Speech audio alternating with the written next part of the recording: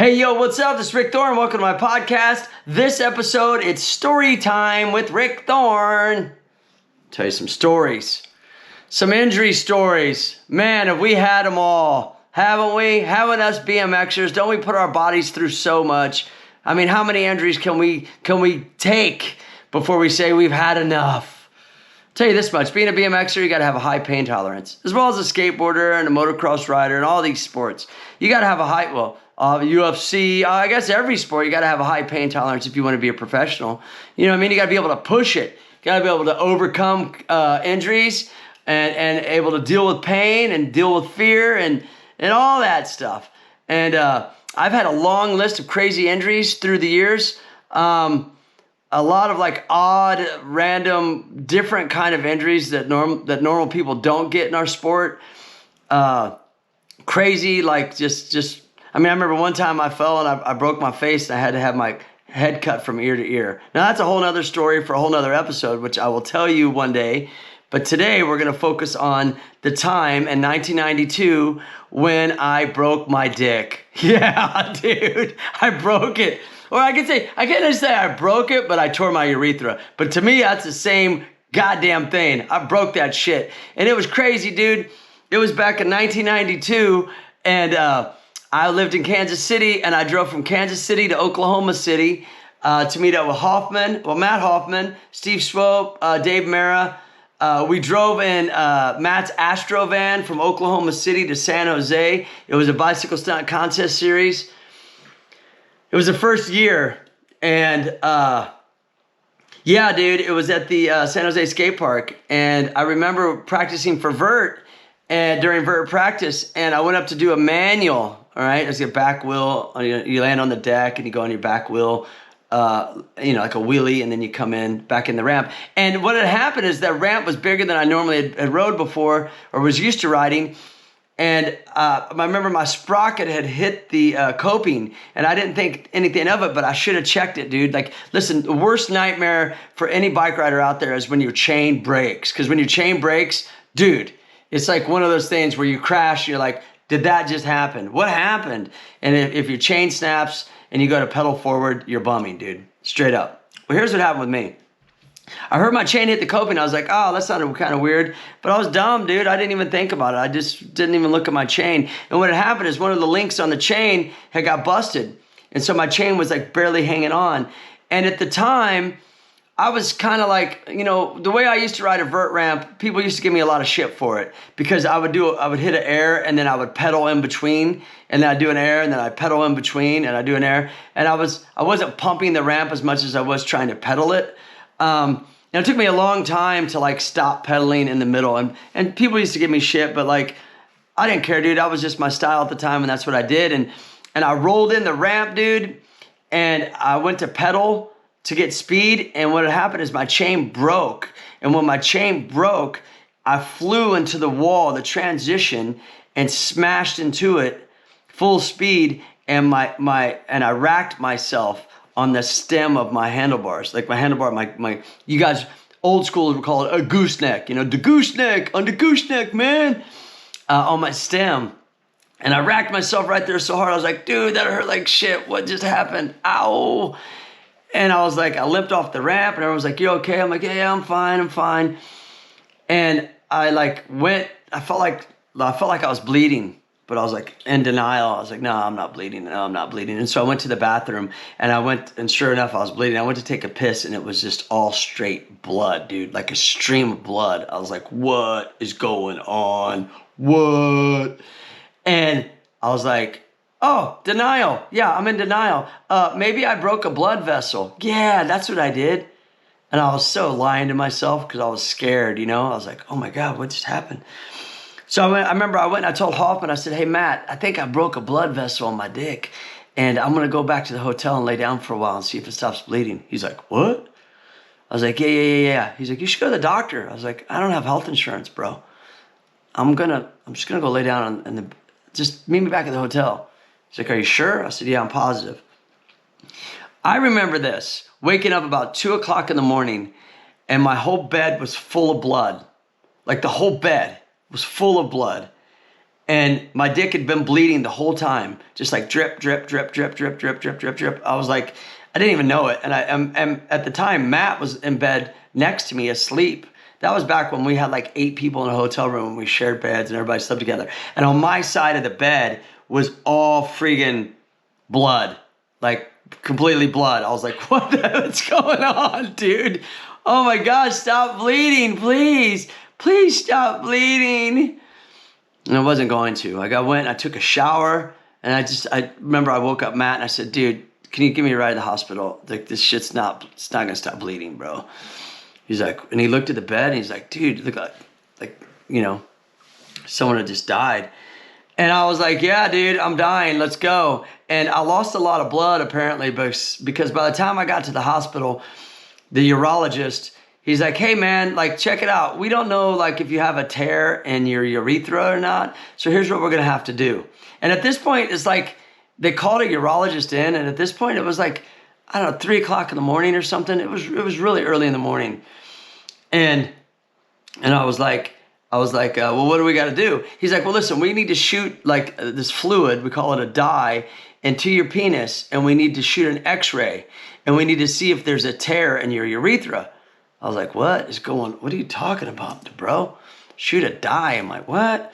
He's like, listen, you need to sign this piece of paper though before we do this, because we're not liable of any side effects in the future. So if you have any side effects of us shooting this solution into your penis to see if you have a tear in your urethra, hey bro, it's not our fault. So you need to sign this waiver or this form. And I was like, what am I gonna do? I'm sitting there bleeding to death out of my penis, and like, I'm like, yeah, I'm gonna sign it. Like, what's gonna happen to me? Am I gonna be like the rest of my life, or what's gonna go on? You know, but I signed it and I've been fine ever since. Hopefully I have nothing come back from that, you know what I mean, to this day.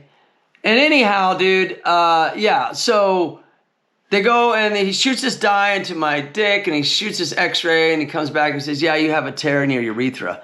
And I was like, oh, what? He goes, well, we're going to put a camera down there just to make sure. I was like, what? A camera down where, bro? He's like, we're gonna put a camera into your penis, in your pee hole, bro, and we're gonna see if you have a tear. I was like, what? No, you're not. No, you're not, dude. You're not going to do that. Okay, shooting the dye into my penis was enough. I don't need no camera being stuffed down my pee hole, bro. He said, too bad, sucker. Here goes the camera. Wick! He stuck a camera into my penis. And I was like, what is going on? Ah! And the whole time I'm still bleeding. Fucking wild. He's looking around. He says, oh yeah, there you go. There's a tear right there. I was like, whoa, what do we do? He's like, we're gonna have to put a catheter in. I was like, really? Like while I'm wide awake? He's like, yeah. I go, whoa. So now at this point, you've injected some dye into my penis. You put a camera down there, check it out. Now you want to stuff a friggin' McDonald's straw catheter into me while I'm wide awake. He's like, yeah, Igor over here, this big old weird creepy looking dude with hair on his back, he's gonna take you to the 7th floor and we're gonna do it there. I was like, and so I remember we were in the elevator and it was like 3 o'clock in the morning, bro, and no one's in the hospital. I feel like no one's there. Or everyone's there, they're in their room, no one's around, it's so quiet. We go up to this like 7th floor, and I remember he wheeled me out, and I looked around, and there were like, it was like a scene out of The Shining or some shit, like that movie, The Shining, like no one was around. I was like, am I at the Overlook Hotel? Like, what's going on? And I was like, dude, what is this guy, where's he taking me? You know what I'm saying? And the whole time, my penis is still bleeding to death. And so the dude takes me upstairs, man, and like we go in this room and the doctor meets us up there and he stuffs he lubes up this it's like, I don't know, it was weird, man. It was like, I don't know if anyone's out there ever had a catheter or not, but if if you've ever had one put into you while you're wide awake, it's so violating and so, it just makes you want to barf. Like, shoved this thing at the end. They had like this thing at the end of this McDonald's looking straw, and he shoved it in, to my penis and it went up into my bladder, and then I felt like it blew up like a balloon, and it was wild, dude. It was wild. And then the next thing I know, I have a catheter, and then the tube goes out of your penis and goes around down, and there's a little bag, and that attaches down by your ankle. So when you piss, you know that's where it goes. It has a little spout where you could drain it, and I was just like, whoa. But before I actually got that, it was just a big bag. And he said, look, here's a catheter, and at the end's a big bag. And actually, when you get back home, see your urologist, and he'll install like the thing that Velcros to your leg where you could, go to the bathroom when you got to go. And when you have a catheter, you don't even know when you're going to the bathroom. It just just goes, So on the way home, so remember, I'm in San Jose, and I went to the contest the next day, and I just had on my hospital pants, and I had a catheter, and I had to carry the bag in my hand because it was super long, and it was just like a big pillow-looking bag. Like imagine like a plastic pillow with air, a little pillow like this big maybe, And I had to carry it, bro. And I had blood all over my hospital pants. I remember hanging out, and I just had on like shoes, my hospital pants with blood, and no shirt, with holding a piss bag, like BMX, sick. And I remember like I went home, and so I saw this here. Look, I've always kind of tried to have fun with my situations, the cards that have been dealt. And I remember we were driving home, and we would stop at like a gas station, and I would go in the store, and they'd be like, hey man, no shirt, no service. And everyone would look over at me, and I'd have on like my hospital pants with blood everywhere, holding a piss bag, shirtless, with no shoes on. Like, what are you doing? What are you doing? I always like messing with people just to get their shock, just to see their, see how they would react. Anyhow, I get back home, and I see a urologist, and he gives me then he gives me the one where he cuts the slack off the urethra, gets rid of the bag, and installs this little thing that Velcros to my leg. And I had to wear that, for like a month. And like I said, at times you're like, dude, I didn't even know I was going to the restroom. You look down, and you go in the restroom. And I wanted to mention this. The second before I went to see that urologist, actually, I got home, I had tickets to see the Beastie Boys, and I wasn't missing the show. So I remember going and getting straight out of an Astro van, driving from San Jose to Oklahoma, and then getting an R car and driving from Oklahoma to Kansas City, straight to go see the Beastie Boys carrying a piss bag. I was like, what's up? You know what I mean? Sabotage. It was awesome. It was awesome. I was like, I'm not missing this show, and I didn't miss it, and it was amazing. And that's when then the next day after that show, I went to the doctor, and then I got the thing, the bag that Velcros to your leg, and got to still use the restroom. I mean, regardless, it's just like I said earlier, you didn't know when you were going, and so I had to wear that thing for a month, man. And the idea is, and how it works is, when you tear your urethra. When you have a catheter, your urethra heals around the catheter, so it doesn't heal shut. So like there's no like scar tissue or like when it doesn't mess up the flow of like, your urine when you have to use the restroom. And I will say to this day, I'm a freaking sprinkler, dude. When I pee, I'm like all over the place. Like it definitely messed me up. I gotta sit down when I go to the restroom. I'm just saying, like, otherwise I'm making a mess all over the floor, dude. It's gnarly. And it's been that way for years, bro. And I remember wearing that catheter, and I got like about, I don't know, man, maybe like a week of being home, and I couldn't ride my bike. And I was like, dude, like, I want to ride, And so I just started riding with the piss bag. My friend's like, what are you doing? I'm like, well, it's Velcro to my leg. Like, who cares? I got the catheter. What's going to happen?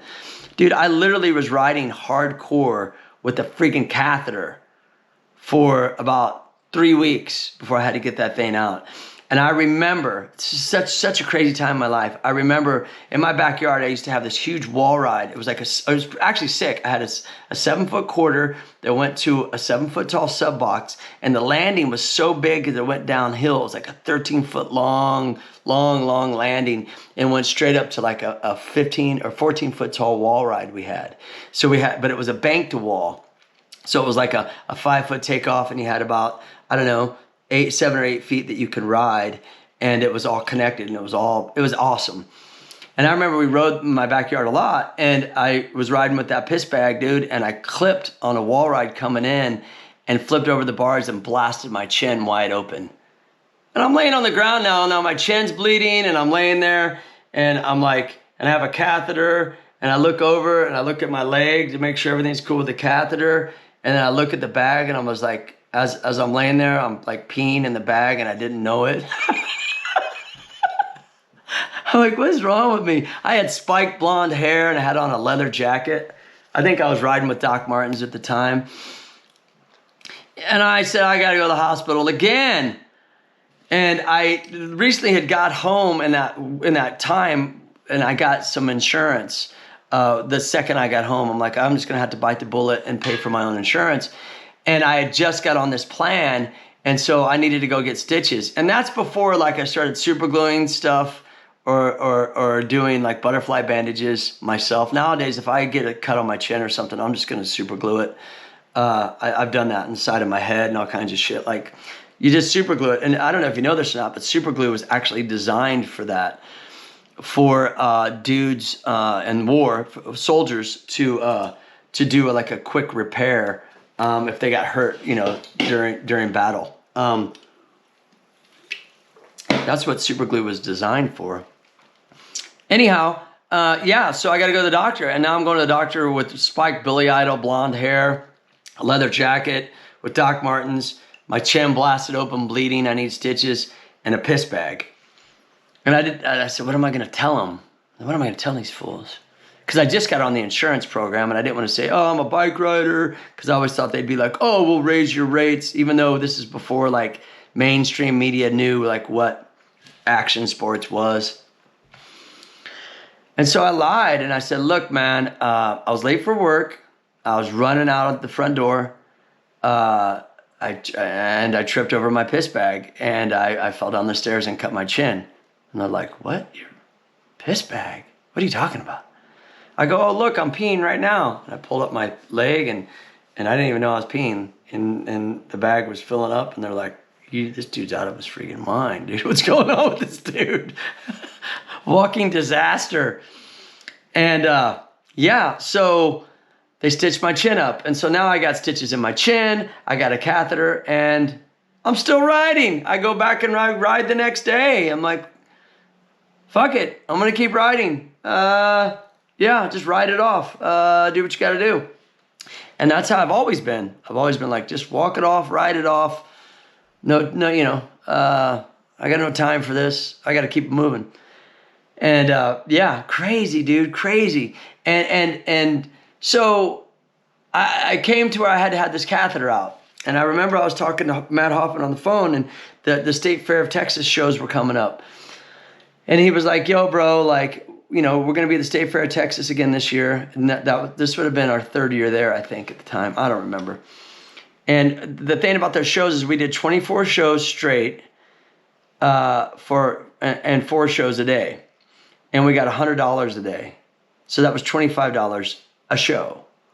So for me to make $2,400 in a month, and I got food money of like $15 a day, and I didn't have to pay for hotel and travel and all that, it was way better than busting tables, dude. I'm there. I'm going. And I remember Hoffman going, hey, I know you have like this torn urethra thing going on, and you're going to be able to ride? I'm like, dude, count me in. Count me in, brah. He's like, are you sure? I'm like, yeah. And I'm looking at my watch going, all right, well, let's see, I get my catheter out on Thursday, and then I leave to go to Dallas, Texas on Friday. He's like, are you sure? I was like, I'm dead positive sure, 100% sure.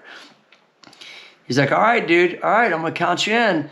If things change, let me know. I said, all right, I'll be there, bro. Let's do this. And I remember I drove to the urologist because I didn't want to miss those shows. That was my time. Like, dude, you have to understand, I don't want to be busting tables.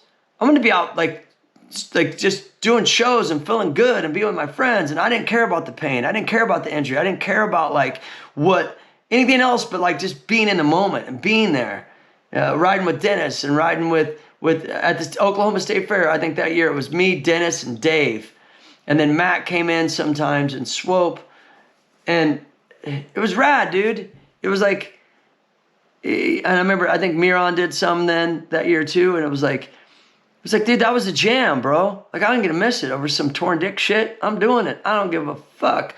I'm gonna bust out. Don't matter to me. Don't matter.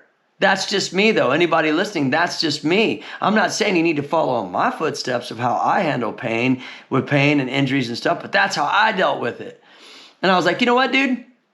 I'm going for it. 100%. Let's do this. And I remember driving to the urologist with this kicker, because we used to lake jump. And I had this kicker ramp. I don't know, man. It was like maybe 4 or 5 feet tall. Me and Dennis used to take it down the lake, and we would lake jump with all the homies. And I put it in the back of my Chevy Scottsdale that I had at the time. I said, let's do this. And I remember going in to the urologist, getting my catheter out, which was like a breath of fresh air. It was like when he pulled it out, I was like, 1, 2, whoosh. I was like, whoa.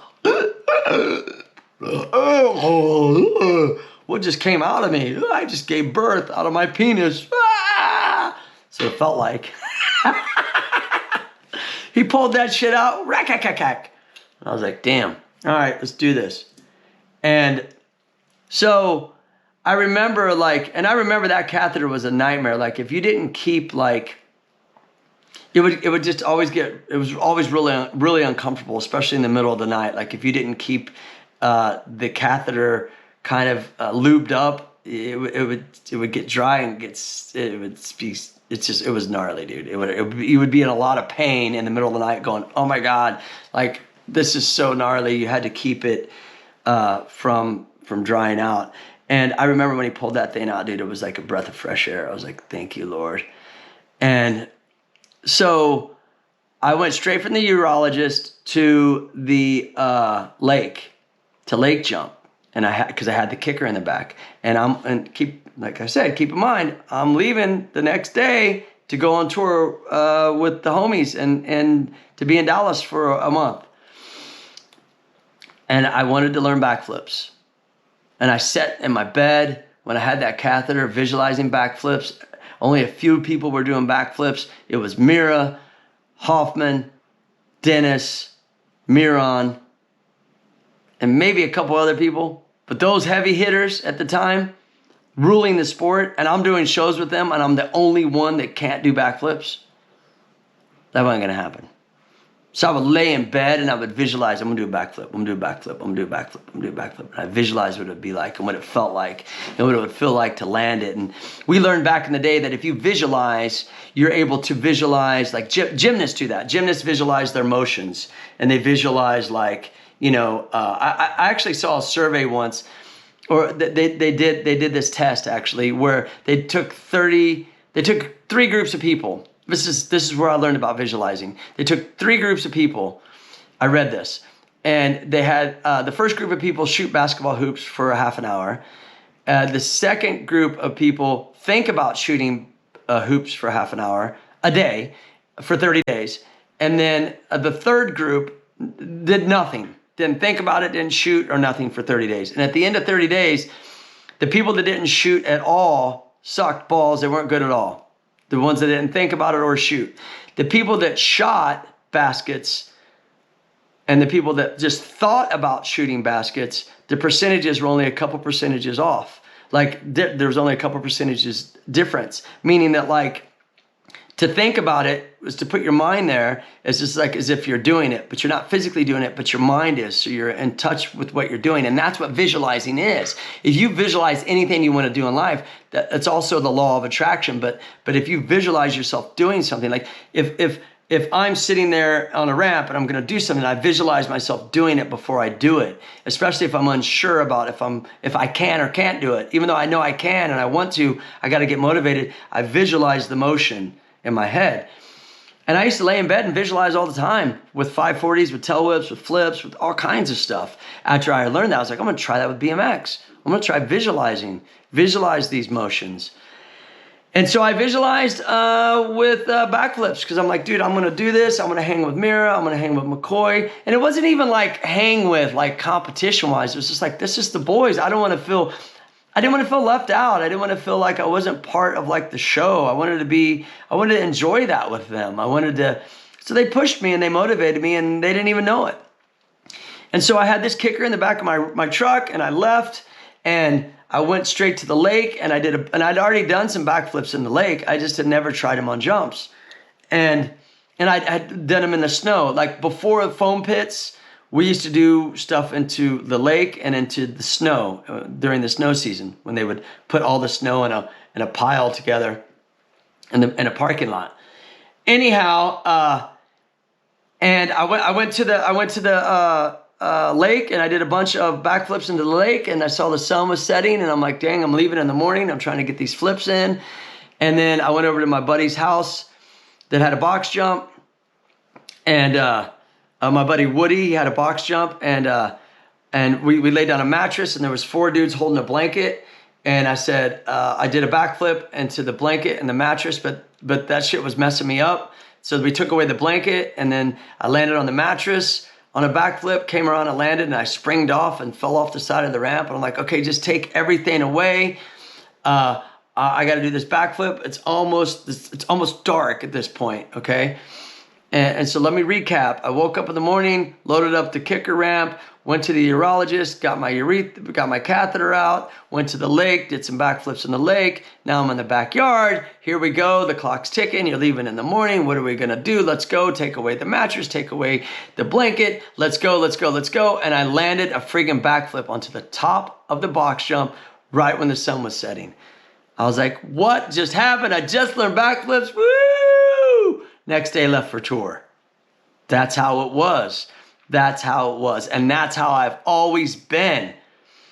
Tear your urethra, handle it, drive home, go see the Beastie Boys, ride, cut your chin, keep it moving, keep it going. And I'm not saying I'm right, but I'm definitely not saying I'm wrong. I did something right. I'm doing something right for me, what I could handle, how I am. I'm not saying everyone's this way. You be however you want to be. This is how I am. This is how I handled it. Because I wasn't going to be left out. I wasn't going to be left behind. Nothing was going to get in my way, even to this day, on what I love to do and what I want to do. And so I was like, dude, let's go. And I did not tell any of those guys I learned backflips. Well, I probably would have in this day and age because everyone's got phones and you probably would have saw it on my Instagram or something. Or I would have called you, dude, or I would have FaceTimed you, what's up, bro? But back then we didn't have that. I was just like, I'm just got to tell these fools in the morning because everyone was leaving to meet up and we were going to meet in Oklahoma the next day. And I remember we were practicing for the shows and before we set up and stuff and we were practicing the shows, I remember I did a backflip and everyone was like, what? And so we were able to complete the show at the end where it would be like me, Mira, McCoy, we would all flip the box at the end and it just was better than like me 360 in and then both of them backflipping. It just didn't, I don't know, it didn't seem like it would be as cool. And I'm glad that they pushed me, even though they didn't know they pushed me. I'm glad I pushed myself. And, I think the only downfall to all of this and the whole story, if there is a downfall, is I got to sit down when I pee. You know what I mean? And that's about it, Tony. Yeah? You got to sit down when you pee, but it's all right. Yeah, I'll be all right. I deal with it. Keep going, man. Keep going no matter what it is you do, whatever it is you love to do. Keep going. Don't let anything get in your way. I've always just tried to use the cards that's been dealt with me as motivation and a way to stay positive and a way to like just keep my eye and my mind on the prize on what I want to do because I do believe that life is very short and we're only here for a very small time and you definitely got to do things to make yourself happy and you got to put in the work. And Anyone out there listening, thanks a lot for listening. Subscribe, tell your friends about my podcast. I'm going to keep telling more stories. I'm going to be interviewing different people, just all different types of stuff. Once again, thanks a lot for listening. Do what you got to do, and always and forever stay rad. Thanks, guys. See ya.